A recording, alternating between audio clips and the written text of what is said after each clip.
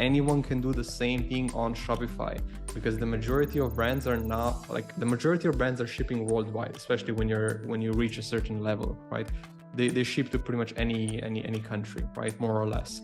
So what you can do is you can literally just use Shopify Markets. You can translate the store into all these other languages, and you can then launch a bunch of other languages. You're targeting a bunch of other keywords in other languages. And this is especially good if you have completed your content plan in English, right? Because you can then translate all of the content as well. Then you plug all of that into TechHerd to make sure that you're indexing all of those in all these other countries. And like it's insane, like how much traffic you're able to get from all around the world, especially if you're at a big scale and you want to expand into other countries and markets. Welcome to Show Me the Nuggets, where each week Joe chats with world-class entrepreneurs to find out the key principles, strategies, and processes that lie behind their outstanding achievements. Now, your host, the no-bullshit serial entrepreneur, Joe Troyer. Hey everybody, it's Joe Troyer, and welcome to another episode of Show Me the Nuggets. Today we have on a fellow SEO ninja, Benjamin Golden. Super excited to be chatting with him.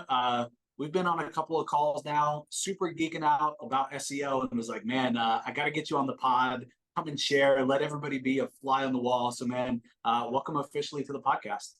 Thank you. Thanks for having me. Yeah, man, it's great to have you. So in this world of SEO, like you've been around this space for a long time, so have I. I think it's rare when you meet people and you're like, man, like they're crushing it. They're doing really well. Like they're on the bleeding edge. And first impression chatting with you is like, man, Benjamin knows his stuff. So super excited to have you on and to have you share with the pod. Yeah, likewise, man. So let's talk about your backstory, man. How'd you end up in this SEO world? Yeah, a pretty interesting story. I actually started online when I was 12 on YouTube. So I don't know, I got my first laptop when I was like 10, 11 years old, and I found YouTube. I didn't speak a word of English. I was just like super impressed by gadgets. I think it was iPhone, I don't know, the first iPhone that came out. And I was looking at the different YouTube videos about it, and I got just super curious about that. And then I saw that people were literally getting products to review, like gadgets and tech, sent to them for free so that they could make content about it. And like being a kid from Slovenia, that absolutely blew my mind. So I said, okay, like I want to do this, and then I kind of started learning English. I started making some first videos reviewing different gadgets that I had around the house and things like that.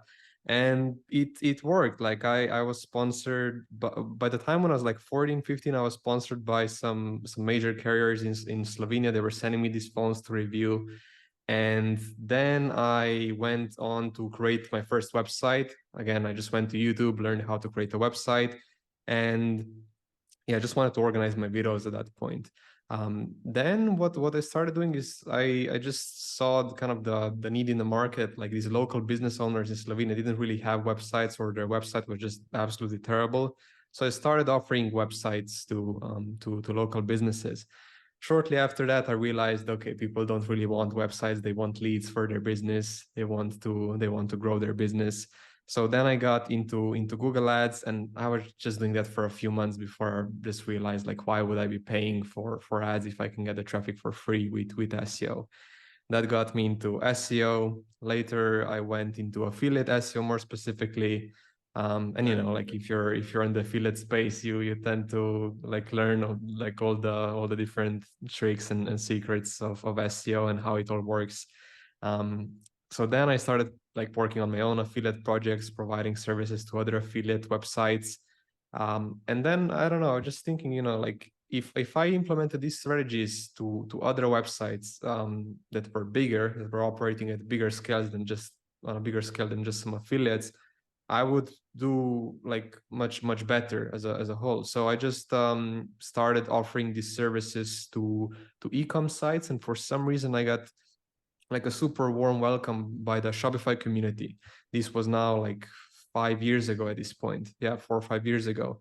And Yep. since then, we've just been focusing on Shopify SEO. And yeah, today I run Golden Web, which is an SEO agency mainly just serving and scaling Shopify brands. Awesome, man. Yeah, I don't know many SEOs that got their start, being a YouTuber. That's definitely a different origin story. Well, man, was pretty hilarious. Like looking back, those videos are still live. Like Oh man. the channel has more than 10 million views of me struggling to speak English. It's hilarious. Oh, that's fantastic. We'll have to link that up in the show notes. I'll have to find it. Yeah. But that's awesome, man. And I love the journey, right? From doing, starting as a YouTuber, then jumping into SEO, then, doing your own projects, then opening up an agency, right? Doing it for other affiliates.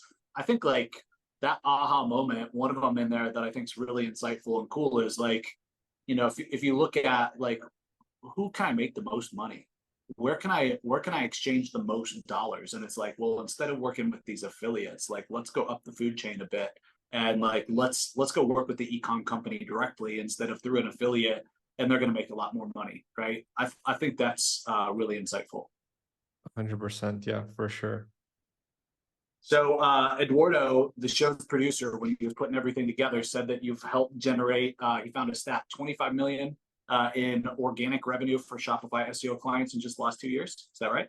Correct. This is the stat that hasn't been updated since, yeah, the update was at the end of 2022, so I'd need to refresh it, but yeah, over the last 2 years, yeah. That's awesome. I think your time into the Shopify space too, like, was good timing, right? It seemed like Shopify wasn't necessarily built for SEO. A lot of people, I feel like e-com weren't doing SEO. So I feel like timing, I think, was really important and probably played a part in your welcomed arms. Do you think that as well, or what are your thoughts on your timing in the market going in e-com? Yeah, 100%. Like now I'm seeing more and more, SEOs pop up in the Shopify niche. Like when I started out, like and this is not like a toot my own horn or something like that. It just, I didn't really know anyone else in the niche. And part of the reason why I even picked the niche and why I was excited that I was welcomed by Shopify is because everyone was telling me, Shopify is not good for SEO. Shopify is not good for SEO. I was like, okay, it might not be good for SEO, but what's the reason, right? It's just because no one really looked into it. Everyone was just saying, if you want to do SEO for e-com, you need to be on WordPress. But you can literally do anything you want, except obviously for adjusting the URLs in Shopify that you can do on WordPress. You just need to know how to do it and dive into it. From the rankings, like potential, there is no real difference. You can rank just as well with Shopify as you can with WordPress. Yeah, 100%. No, I remember that. Like, best practice was if you want SEO, don't use Shopify. And you're right. Everybody was just like, that was their initial gut reaction, and nobody tried to really solve the problem. And you came in and solved the problem, right? Like, well, no, you can use Shopify like you are. You don't need to move, and we can help you with your SEO. We know how. Yeah, I mean, I don't know. Sometimes I just feel that SEOs like live in their own world and kind of do themselves a disservice. It's like, a big client approaches you and they really want to work with you, but they're on Shopify. So what, you're going to turn them away now because, you're going to make a recommendation to switch their entire business off of Shopify just so that they could work with you. Well, no, they're just going to go find someone else who will work on Shopify, right? Yeah. 100%. And I mean, there's so many stores using Shopify today. I mean, I don't know the stats, right? But I mean, it's got to be the top e-com platform now. I would assume. I mean, I know that there's others in WooCommerce, etc. But I don't know. When I talk to any e-com stores and ask them what they're using, it's always Shopify. I almost never hear anything else. Yeah, same here. And I would say like now even majority of people are moving away from WooCommerce to Shopify. And even if like someone asks me that they're just launching their own store, I always suggest Shopify now, because like if you just think about it, like to make a change on WordPress or even WooCommerce to track your inventory, to do all of that, it requires so much work. You need a developer to do literally anything, right? Shopify is just much simpler, especially if you're starting from scratch and you're not a developer, right? Yeah, 100%. Yeah, I think the marketplace with Shopify is obviously amazing, and so many integrations right out of the box. Yeah. So I'd love to kind of transition, Benjamin. I know that you do like this audit for new prospects and new clients that's really chucked full of awesome quick win strategies that show the client the opportunities that they're missing out on. And I think like as an agency owner, I think like it's key to have this, to be able to show impact and wins quickly to a prospect, helps build, trust, but also retention. And I think that a lot of agencies have problems with retention. And I think it's because they're not focused on quick wins, and they're 6 months into a client engagement, and the client's like, what have you done for me lately? And it's like, I mean, well, not that much, I guess, in terms of impact. So I love your approach, and I'd love to give some actionable content to anybody listening to this that's in the e-com space, to learn from you. Like, what are the quick wins in e-com? And I'd love to just kind of dive into maybe the top 3 or the top 5 things that people should be looking at and doing. Yeah. I don't have anything planned, so I'm just gonna say the top 5 that come to mind. But I would just start off by saying that, like, don't treat e-com SEO or any SEO niche as something unique. Like, the same practices will always apply, right? No matter the niche you're in. So I would say number 1 out of everything, just focus on goddamn keyword research. Like, it's simple as that. Like, I see so many people complicating it out there, and looking at all these different tools and so on. It's very simple. Just find the right keyword that matches intent of a specific page that you have, and map that page to the keyword, right? So that's as simple as it gets. And how do you understand what specific search intent is of a keyword? Well, just Google the keyword and open the pages that are already ranking, because the pages are ranking because they match intent. Of course, backlinks help, and all the other factors help, but search intent is the most important thing, right? So that would be like the first thing to focus on. Second thing that I would focus on, especially from the quick wins perspective, would be just essentially like the entire technical SEO. And under here you have like a lot of different terms.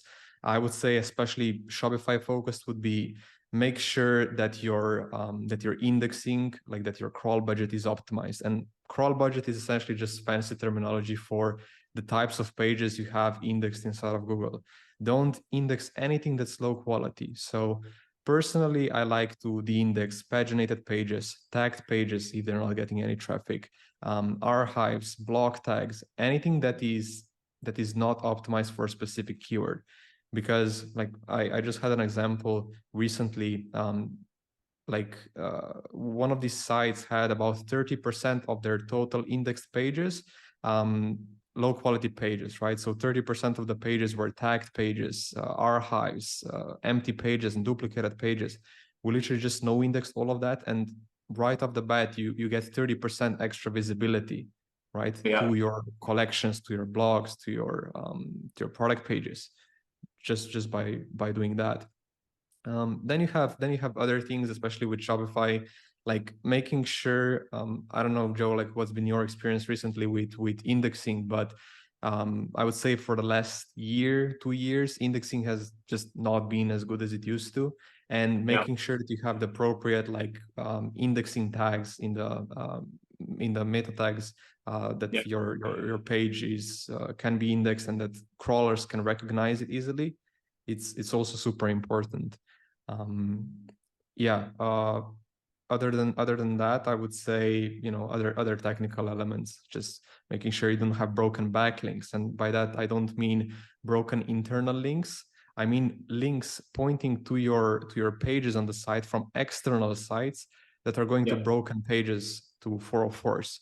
Because if you have backlinks from external sites pointing to 404 pages, you are not benefiting from that backlink. You're not getting the domain authority boost.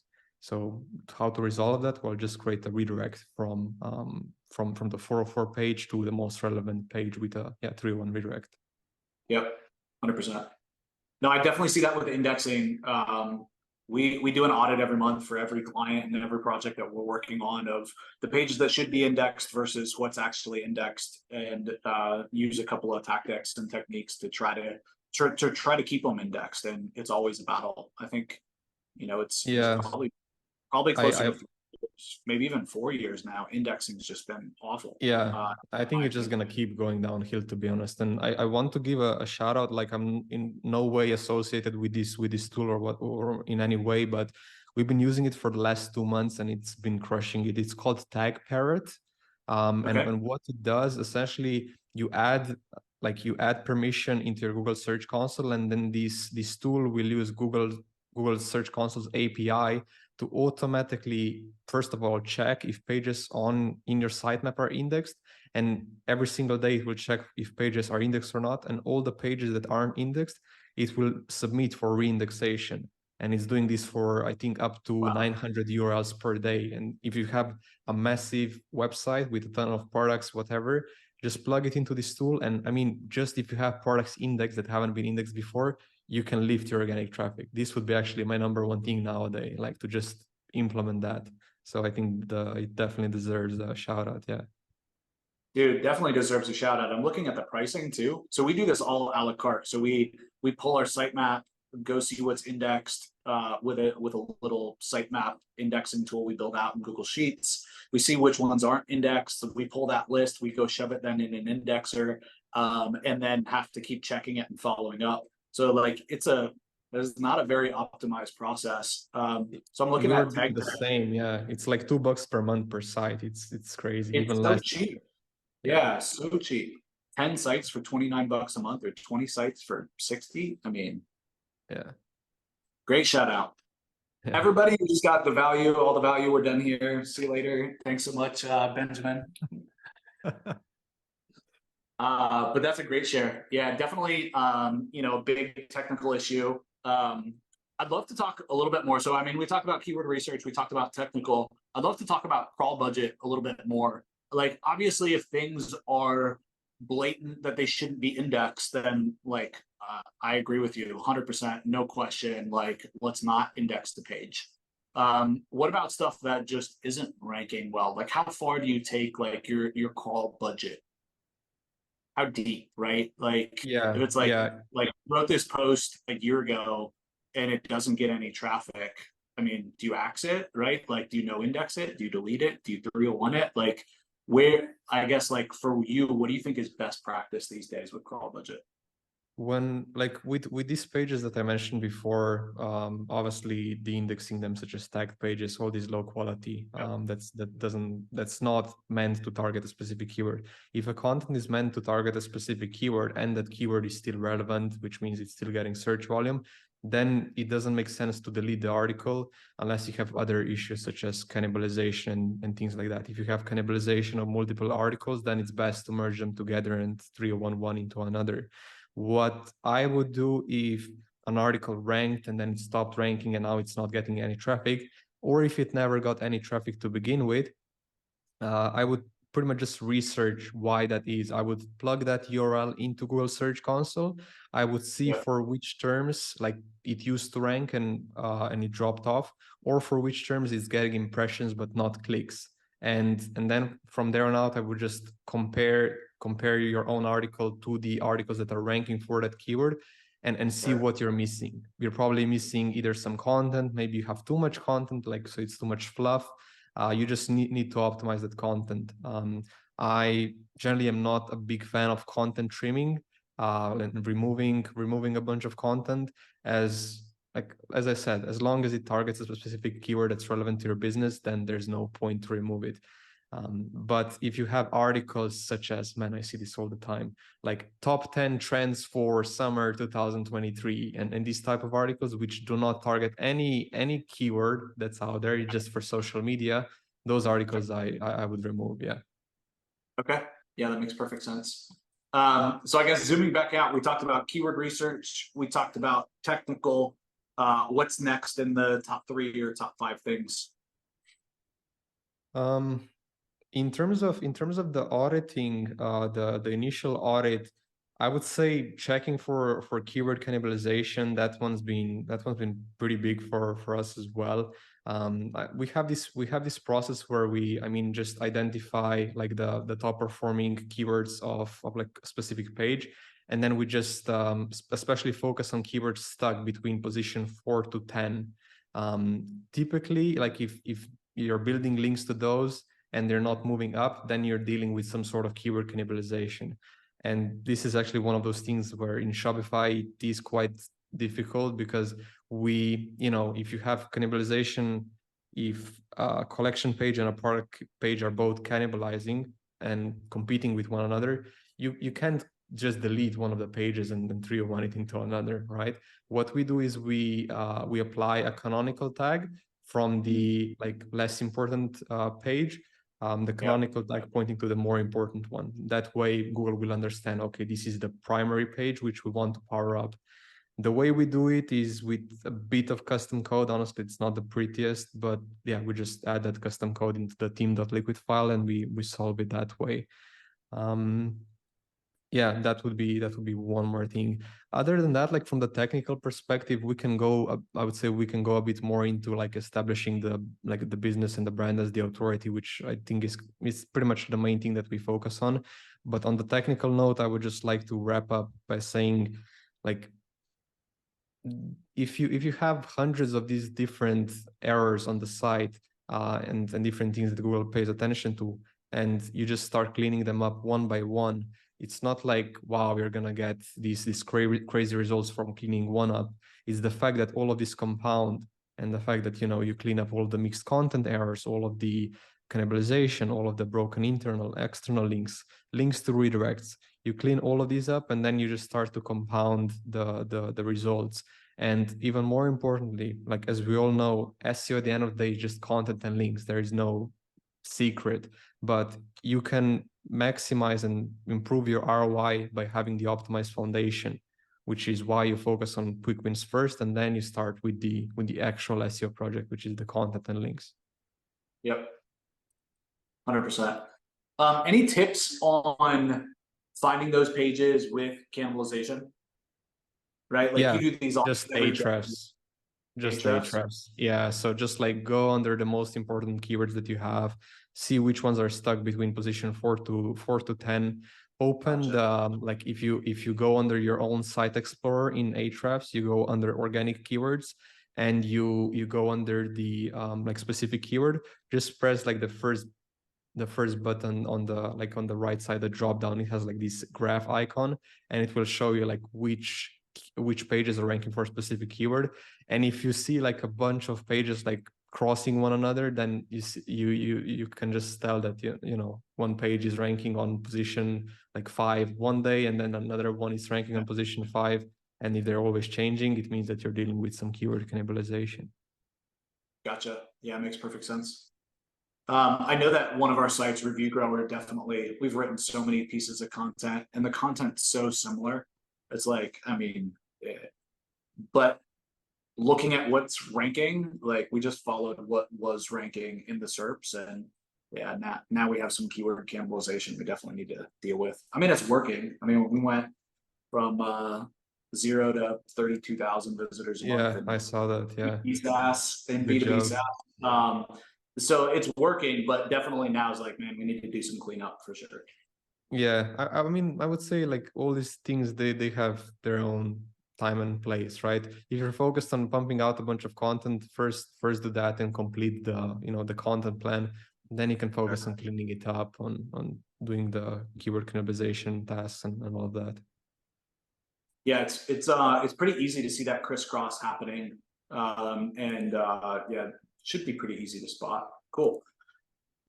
In terms of technical, I guess it's kind of a keyword research and technical. It seems like one of the most underutilized things, I'm curious your opinion, with Shopify is just they don't think about keyword research. Shopify owners, I don't think, in their collection pages, they don't really treat collection pages, right? As an SEO would. They don't think of them like category pages, and they're not keyword optimized. And when I look at some of these collection pages, I'm like, yeah, it's no wonder you don't have any traffic.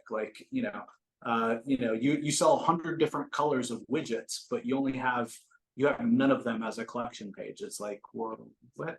I don't understand. Yeah. We see it all the time. That's why in the last 6 months, we got in 2 different projects where literally the brand is launching from 0.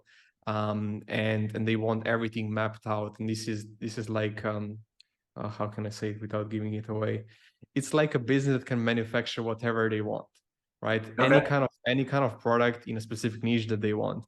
And we, instead of just having them launch this store, we essentially planned the store around keyword research, right? And interlinked all of the main collection pages into the like header, into the heading menu, made the mega menus, and made the user experience super nice, even though we have a lot of pages interlinked into the menu, because as you know, like if you have pages linked in the menu, you're going to be pushing a lot of link power to them, which is probably another tip, right? If you want to boost the rankings of a page super fast, just interlink it into your header menu, because it gets links from every single page on your site.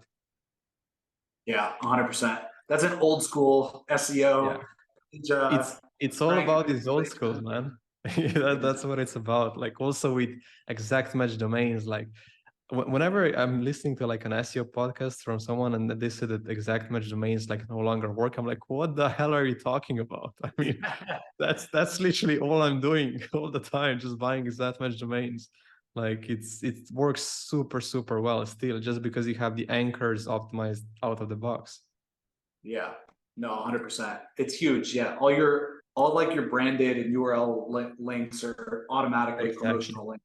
It's left for it. Exactly. And you can't even get penalized for them. Yeah. Good stuff. So I guess like we'd be remiss, I guess, like you've given a lot of takeaways, a lot of actionable stuff, but we'd be remiss, I think, not to talk about backlinks. Kind of what are your go-to strategies? What are you seeing working these days? How aggressive or not aggressive are you? Yeah. Well, are you asking for my personal projects or for client projects?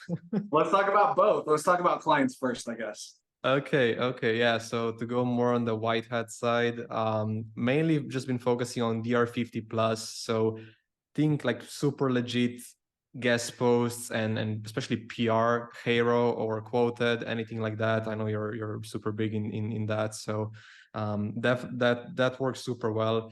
Pair that with some tier twos, because tier twos, they still power up the link, and especially if you have like a DR50 plus link going to like a money page or anything like that, you can be quite flexible, let's say, with tier twos, right? They don't need to be as high quality, just because they don't directly link to your money site. So that's pretty much on the client side. On the personal side, man, like honestly, 301 redirects, still, just buying a domain with a lot of links, 301 redirecting it, creating a fake PR page saying that you acquired this business, and then just 301 redirecting the whole domain to this fake PR page on your main domain, and having the fake PR page linked to your all most important money pages. That works super well. Niche edits, PBNs, like tier twos to all of these niche edits and guest posts and PBNs as well. That's pretty much on the personal side. On the personal side, I'm just more flexible. I don't have anyone telling me what I can and cannot do, so I just really just focus on the ROI. 100%.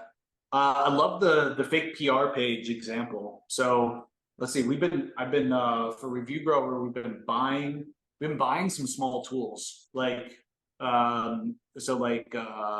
exact match domain keywords that are in related industry or space. That's a piece of software, but it makes no money. Maybe it's AdSense or Mediavine or something like that, right? And they're like DR30s, DR40s. I've been able to scoop up with links from like, HubSpot and like lots of really premium sites. I picked one up for $2,500. I picked up another one for $3,500. And then just like iframed the tool on Review Grower. So like you can't tell that it's not actually hosted there.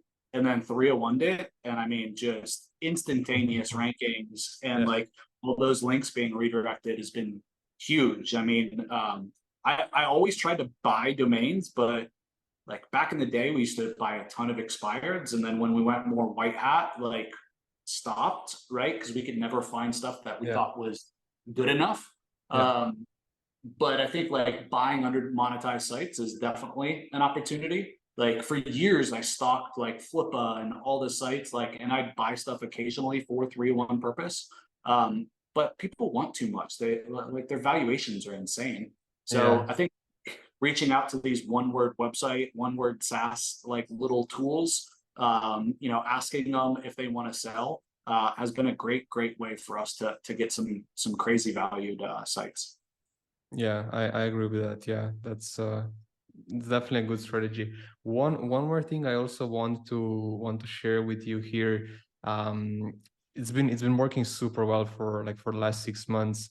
I first tried this out on like a SaaS project. So this SaaS company I bought, like I just plugged it into the agency, of course, to scale it and all of these. But essentially, the tool was only translated into 4 languages, the front end of the tool, but the back end of the actual project, the tool, was translated into 66 languages. So what we did is we identified the keywords by search volume in all the other target countries. And Yeah. for a test, we literally just launched 21 new languages. Yeah, we just had the site translated into 21 different languages, and in 2 weeks, I believe 14 or 15 of them are ranked on page one for the target keyword. Which brings me to my next point. Like anyone can do the same thing on Shopify, because the majority of brands are shipping worldwide, especially when you reach a certain level, right? They ship to pretty much any country, right? More or less. So what you can do is you can literally just use Shopify Markets. You can translate the store into all these other languages, and you can then launch a bunch of other languages, so that you have a bunch of other like you're targeting a bunch of other keywords in other languages. And this is especially good if you have completed your content plan in English, right? Because you can then translate all of the content as well, right? Then you Yep. plug all of that into TechParrot to make sure that you're indexing all of those in all these other countries. And like it's insane, like how much traffic you're able to get from all around the world, especially if you're at big scale and you want to expand into other countries and markets. That would be one more tip that I wanted to share. So we used to do that. We used to do that a lot with like local lead gen sites, because almost like affiliate sites, like we didn't have to really worry about fielding the calls or having to speak different languages, right? So, but now I'm thinking like, how could we use that? I definitely think we can. I forget the WordPress plugin that we used to use. I think Neil Patel told me about it like years ago. Lang, S-Lang, something like that. I don't recall. Is there a tool that you're using that helps you do that?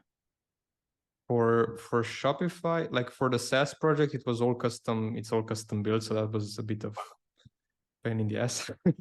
But Yeah, with Shopify, just Shopify Markets, we use a tool to, it depends, client by client, like how good do they want the translations to be. We typically suggest using this, what's it called, Transy AI language translate app in Shopify. It uses AI to translate, and I say like just launch with the AI translation and then get a proofreader to proofread, right? Because you're just going to be able to save a lot of budget instead of paying a translator to translate hundreds of pages. And 100%. yeah, that's been our go-to. Yeah, that's awesome. That's a thing that works so well. We stopped doing it. It's time to bring that back. No, that's a great tip for sure. Bouncing back for a second to your fake PR page, could you unpack that a little bit more? So you buy an age domain, right? It's got some good links or DR. You 301 it. Why not 301 it to your homepage? Why? What's your thought process, I guess, on 301ing it to this fake PR page? It's just more risky if you do it on the homepage. There's only so many that you can do to the homepage, right? And also, like when you buy a domain and you 301 it, you have anchors that are all over the place usually. And if you just do it to a specific PR page, then you're only limiting it to that page. But if you put it directly to the homepage, it can dilute your entire like brand profile and a bunch of other things. Not to mention that, you know, like at any point, if you want to go back, you can just kill the switch, you can kill the domain and delete that page. And it's like, it never really existed, right? Homepage, you can, sure, you can still remove the domain, but it has a bit of a different effect just because the link velocity like lasts for some time even after it's removed. Yeah, makes perfect sense. All right, so I think like one other thing I wanted to ask you, just looking at the time here, we're getting to the end of our time together. I think we'd be remiss to not talk about AI and content. What are your thoughts on AI content these days? Yeah, I think it's gotten a lot better than like a year ago, a little bit less than a year ago when it first came out. I really like using it for heavy lifting, for manual tasks, especially for processes during like inside of the agency. For content writing, it's honestly been a bit hit or miss. Like we've had topics where it does super well, but we also have topics where it's just not good at all. The main kind of, there are two main problems that I have with it. The first one is the information. Like, it doesn't fact check anything, it just says random stuff that's pulled off of the internet and usually outdated as well. That's been the first problem. Second problem, it doesn't know who it's writing to or for, rather. It's not really conversion rate optimized, right? You can't sell anything or even get people to opt in with that content. So I think the best way that someone can leverage AI today is to first of all, like, get super good at prompts and using different plugins with ChatGPT 4. That would be my number one tip. And second, like, spend a lot of time editing, like leverage it to get the draft and outline and all of these, and then just polish it up. But don't just you know, create an article, throw it on the site, create an article, throw it on the site. I think that's where people get it wrong. So no one-line prompts, you know, 500 articles, publish as fast as you can.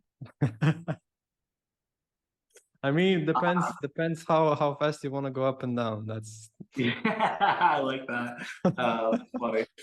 No, I agree. I think it's a great tool, but it's not a replacement for your work and your effort. And a lot of the content is very questionable, very shaky. But I, at the same time, don't think like, I also think it's a great assistant. It's a great for decision making. It's great for ideation. I think it can help you with your outlines, and when you're stuck and, you know, you're trying to write something and you get stuck, rephrase this. How can I say this different? You know, I have AI open all day, every day, and use it constantly, kind of as my assistant. But I'm not pumping out, you know, pages of content just based on, you know, a single line prompt, or really any prompts, maybe some outlines. That's really about it these days. Yeah, it's definitely super exciting though, like where it's heading, because just like For comparing sure. it now to when it first came out, and the difference is crazy. I also found this tool, I think you might actually find this interesting. It's called heygen.com. Okay. I literally just heard about this. You upload a selfie or whatever to it, and then it creates an avatar, and you input the text, and it can have you speaking Japanese. You can, anything you want to say, it will say, and it looks incredibly realistic. Like, it almost looks as if you just filmed it. And I was talking to my brother about this. He's using it in like creatives now, and a bunch of things. So, you know, it's crazy. Like, these tools are popping up every day. So, like, it's exciting where we're going with AI. Also kind of scary, but let's say it's exciting. Yeah, also scary for sure. Yeah, this tool looks crazy. I just pulled it up. Yeah, insane. Definitely worth checking out. I think even like Descript these days, like Yeah. you can be recording, like obviously looking like at a teleprompter or your script, and then like in post in Descript, it'll move your eyes to look at the camera.